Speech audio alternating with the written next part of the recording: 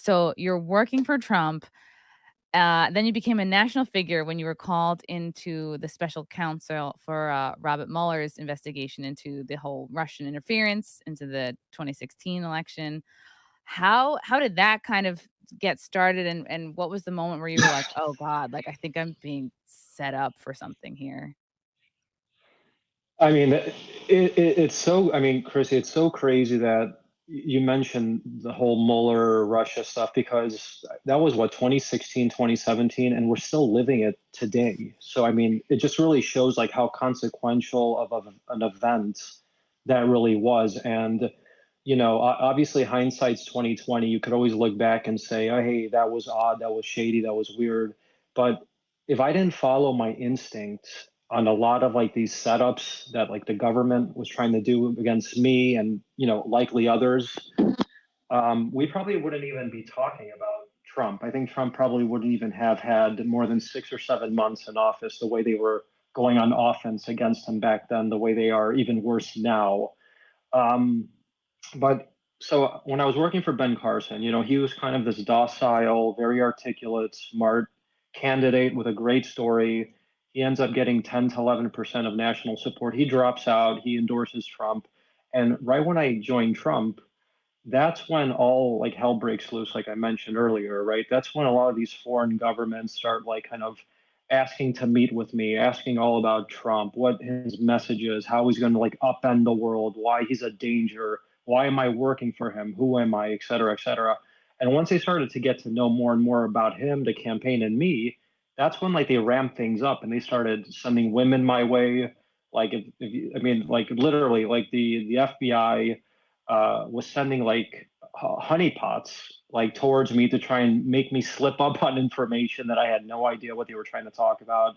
They were throwing Wow. money into my hands. They had professors who were spies, like wearing wires against me and others. So this was all like crazy stuff that if you had asked me if this was real 7 years ago, I would have thought you were like a conspiracy theorist person, right? But now I saw that it's all real, and it's just crazy what they're doing to Trump today. That it's just like a continuation of what they started back then, and it's getting worse and worse. Yeah, in your book, you discuss that certain, allied intelligence services, like they set out not only to destroy Trump's presidency, but anybody who worked closely with him. And I know, I interviewed not Giuliani himself, not Rudy, but his son, and just what I gained from speaking with him and Sebastian Gorka, it just seemed like anybody who was close at all to Trump was targeted. And I think, I mean, it's funny to talk about, like, yeah, they were sending you honeypots because the example that most of us know is like Project Veritas. They'll send out like a girl with big tits, I imagine, like a body cam or something, and try to get people to, like, spill secrets, but I guess I just never realized you think of a president's advisors or people that work behind the scenes, you never think that someone like yourself will be in the spotlight. How do they even send out a honeypot? They find out you have meetings or they know where you are and they just, like, send, like, hot girls with cameras on to go, like, get you drunk and get you to spill beans? I don't know. Well, the problem with them is like my wife's like objectively very hot, right? I mean, I'm a very lucky guy, and they didn't have my type of girl, I guess, that they were bringing my way back then, and they were just like, for example, right? Some of these guys that you mentioned that were in my book, some of these spies, they would bring me in a meeting with them, but then they would also have a girl with them, like kind of dressing suggestively, flirting a little weird, during a meeting. And then you're kind of putting two and two together and you're just saying, like, what is this? Is this normal? Why is this old man with this like 30-year-old, semi attractive girl? And why is she asking to go out for drinks and get coffee and dinner in the middle of a meeting? So Yeah, like, things "What are you were, what are you doing here?" I mean, you just kind of, get your spider senses kind of just like spring up, and you're like, there's something off here, right? And then you realize later on that, I mean, you have to understand, this is all stuff that we're laughing about now. Like we can like think like it's normal now because the world has become so crazy. But in 2015 and 2016, we weren't like at this level, right? So like this is like crazy that you would even think that these agencies were doing this to guys working on a presidential campaign. And imagine what else they were doing to other campaigns if they were doing this to me, and wiretapping. And so basically what happened is, like right after my name went public, I think in October of 2017, some journalists started reaching out to me and saying, "Hey, did you have some women coming towards you? Like, were they asking you these weird questions regarding, the campaign? Were they working with some older guys?" And I said, "Yeah, yeah, yeah, they were." And then later on, some big stories broke. I think some from the Daily Caller. Chuck Ross wrote the first big article. I think it's even on his Twitter account right now. I think it's called George Papadopoulos had a very suspicious meeting in London. And that was like the first instance where like this stuff really became real. And it got exposed. And a lot of these people have gone underground and we haven't heard from them in the last 6 years. So I'm still waiting to see what really happened. Wow. My next question was going to be, yeah, what was your first indication that you were being set up? But it sounds like it was this London meeting. Yeah, I mean I realized that when I was sitting down with diplomats, right, like from, I don't know, Australia, England, Germany, France, like normal American allies, right, not like these weird countries that are enemies of America, right? So your guard is down. You're not expecting anything weird to happen when you're talking, I don't know, to an ambassador from Australia. But as I'm sitting down, and the reason I'm bringing this meeting up is because apparently this meeting I had with an Australian diplomat launched a lot of these investigations. And I'm sitting down, and the guy's recording me. Like he puts his phone out at a bar and is recording me. He's like just like this, like just Did so he tell you he was recording you? I mean, imagine you're I'm an ambassador, right? So all your viewers kind of understand how crazy this is. I'm an ambassador, you're talking with me, and then I pull my phone out like this, hold it down, and I'm like talking. I mean, it's so obvious. You're like but because it was so obvious, like it puts you in like shock, right? Because you're sitting there in front of like this old diplomat from Australia who's all of a sudden talking to you about his connections to Clinton, why Trump is a bad guy, but that he doesn't care. And then he's asking me questions about myself, the campaign in April 2016, right? May 2016. And he starts like pulling his phone and recording me. not even slick about it. Yeah, this person sounds like a boomer. Like just being like, But it's like because he was a boomer that I was like so like this can't be real. Like it's so weird. They can't. my eyes are playing a game on me. Like why is this guy recording me? Right? Like what is he doing? Is this weird? Anyway, I want to get out of here. I want to finish my gin and tonic and get the hell out of here. Kind of situation, like at a public bar, right? So that apparently that meeting where this guy, his name is Alexander Downer, if anybody wants to look into this guy, when he was working with the Australian government, he gave $25 million of Australian taxpayer money to the Clinton Foundation, right? He was a personal friend of Bill and Hillary Clinton. All of these guys that were involved in this spy story had some connection to Clinton or Obama. And it's really sad to say that it looks like Obama and Clinton themselves were really pushing this thing from the top just to make sure that Obama had a third term.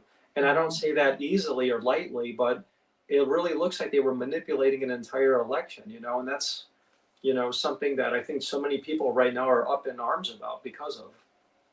Oh yeah, absolutely. And there were a couple people in the chat that said you can throw your honeypot rejects my way. So if I don't know that if you've kept in touch with the honeypots, but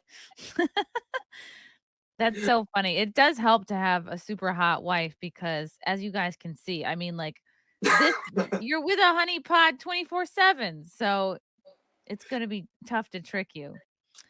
It's great. I mean, but tell your viewer, they've all gone underground, So I don't know if where they are, who they are, but they're all underground. We might never find them again. So I guess we'll have to wait and see what that's all about. That must be pretty scary once you start seeing the links between these people and the Clintons. Like, we all know what they're capable of, and people have been known to suddenly drown in their own pools. So, were you ever nervous or scared at any point throughout any of this? Chrissy, that's exactly why I went so vocal so quickly, and I really didn't care like about consequences. Like, and to this day I don't care because you got to talk, and like when you're being framed, or somebody's trying to squeeze you or do something wrong to you, just like they're doing to the president, you have to talk about it. You have to go on offense, because if you don't, people are going to forget about you. I mean, it's like you mentioned at the beginning of the conversation, right? People have such short attention spans. Like, you don't even know what the news was yesterday, no matter how big it was, right? We have bombshell news every single day. Hmm. So even the president got indicted, but that almost seems like last year's news because so many things have happened just in the last week. So if I didn't talk, you and I probably wouldn't be talking today. My name would have never been known. The president likely wouldn't have had more than 6 or 7 months in his first administration. And Wow. all of this crazy stuff that we're talking about, which is all real, would have been swept underneath the rug, never to be told. And, who knows, the bad guys would have won.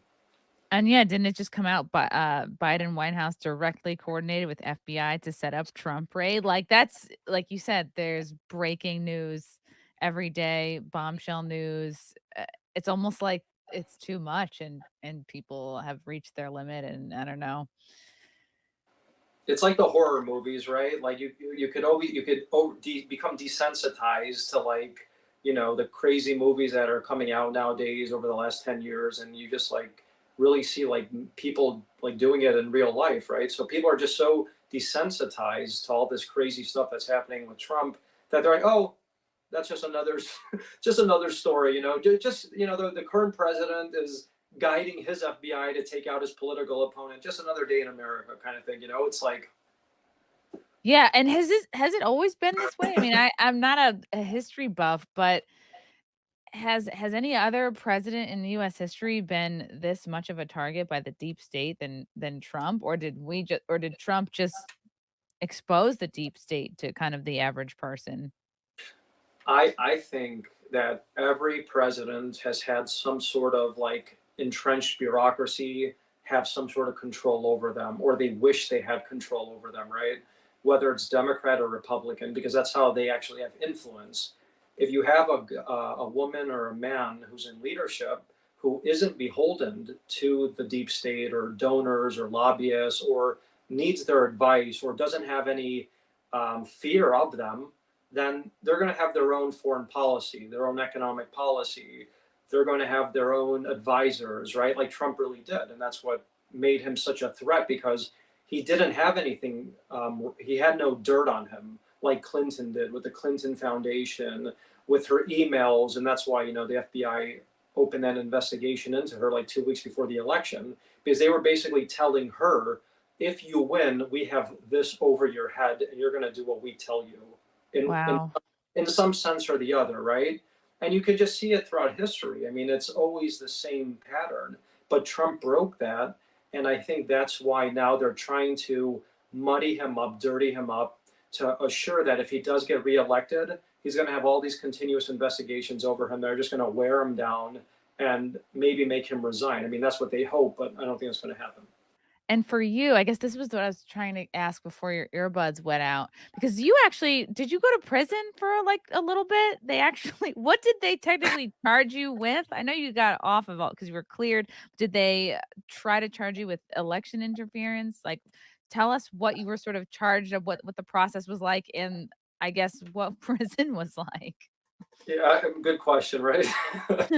I mean, I got arrested at the airport in like the summer of 2017. I was coming back from a transatlantic flight. It was like a 14-hour flight. I was exhausted. Oh, yeah, you Uh, probably needed to shower, get the plain butt smell off you. Oh, that's the worst time. I mean, so that's why my mugshot, I looked, pretty tired in that picture you just you showed earlier, because I hadn't slept in like a day. I'm bum rushed off an airplane basically by like 10 agents. They're telling me that they put me in a room and they say, "Hey, this is the room where the president comes when he lands at Dulles." I'm like, "What what are you talking about?" And like, "You're under arrest." I'm like, "For what?" For lying to the FBI and some other stuff they were trying to throw and say that I did, which I didn't. And then they put shackles and they put me in a black SUV, throw me in a cell, and I'm like, "What the hell is going on Did they here?" let you pick up your luggage first? No, not at Oh all. my God. Not at all. I So, would be so anxious about I mean, so and back and like I said, and like I'm like sitting in a jail with a guy in there, and they like slide food through the door, like some like like when you were in like elementary school, like that canned fruit stuff. Oh, It's like yes, Dole, a fruit cup, yeah, the pineapple, the cherry, the peach. exactly. So it was like 5 in the morning, I guess, and like they were like giving you like that type of dole fruit, and like a guy's like, "Let me eat your fruit." The guy that's like sitting next to me in the cell. I'm like, "Is this real? This is a joke." I mean, this is like kind of like a bad situation. I'm like, "I got to go to the bathroom," and I tell the guard I got to go to the bathroom. He's like, "The bathroom's in there," and with like the other inmate Next to the fruit cup. My God. next to the so after that I'm like, all right, this is the biggest joke in the world, or these guys are crazy, or they're serious, or they're trying to go after somebody much bigger than me, and that's why they're doing this to me. And after that I get out the next day.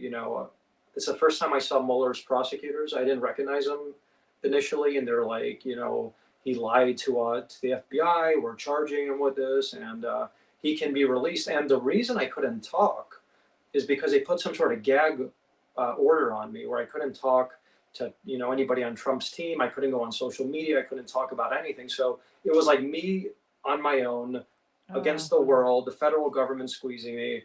I pled out, and I said to myself, "I'm going to plead out, but then I'm going to tell the truth once I'm able to." And that's exactly what happened. Yeah, what else could you do in that situation? It sounds really scary, and obviously, like, you were a political prisoner. So, Yeah, were it's you pretty. in there so just for a day you were there? No, 11 days altogether. Oh 11 days. god. Yeah. And what 11. happened to your I don't know why I'm so fixated on your luggage. What happens to your luggage if you get arrested at the airport? The worst thing about it, Chrissy, is I lost my luggage and I never got it back. I had amazing things in that luggage that I miss to this day, and I never got it back. They ended up losing it, and that was just another, bad situation that came from that whole Ugh. late night with the feds. Or who was that guy that stole the luggage in the Biden administration? What the hell was his The bald name? guy, the bald guy. Yeah, yeah. Maybe he scooped it up. Probably, probably. Man. Let's see. He was Well, wearing like some women's dresses, so I didn't yeah. have women's dresses in my luggage, but So he was yeah, Sam Brinton stole it. Thank you, TW.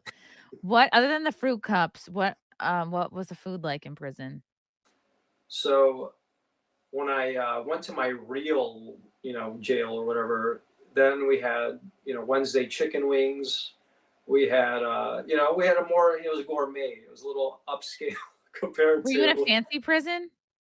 I don't think I really was even at a. It was like a camp. It's called. I don't know. Okay. It was in Wisconsin. There were a lot of like doctors, lawyers, business guys who didn't pay taxes who were in. Ooh. You actually learn a lot So from. good networking. You, Yeah. you actually can learn a lot from them, and like kind of take like this like different approach than being so scared. And I don't know if like any of your viewers are familiar with like rush football, right? Like that arena football stuff. One of the guys in there was like one of the owners of one of the arena football teams. So it was just a really surreal experience. The food was better. It sucked. It was boring as hell. And that was probably the worst thing. It's just very boring. And I feel so bad for a lot of these guys that had to deal with what they're dealing with on January 6th, because they got some really harsh conditions where they're at in Washington. They're not in any friendly territory out there. I was in rural Wisconsin, so they were pretty like nice to me out there. But in DC, you're hearing stories of guys getting, their asses kicked by, guards. I don't know if that's real. You're Wow. getting stories that they're not sleeping. They're not allowed to sleep. They can't watch TV. They can't do anything. It's just terrible. Oh, and Jacob Chansley spent so much time in solitary just for wearing a goofy costume, like through the Capitol. I was there too. I didn't go inside, but I feel like I mean, I got a couple phone calls, so you can definitely see they're just trying to scare average people and make an example out of everybody. Love you guys. Thank you for the chats. Thank you for the comments. I will see you guys tomorrow. Bye. Bye. All right. Love you guys. God, I don't even want to leave. This candle smells so good. I don't want to leave. All right. Love you guys. Talk to you soon. Bye. Love you all. Join the Discord. Feet. Love you all. Wow. You guys are awesome. Come and get it. Bye, guys. Bye. Now I'm really leaving. Love you. Bye.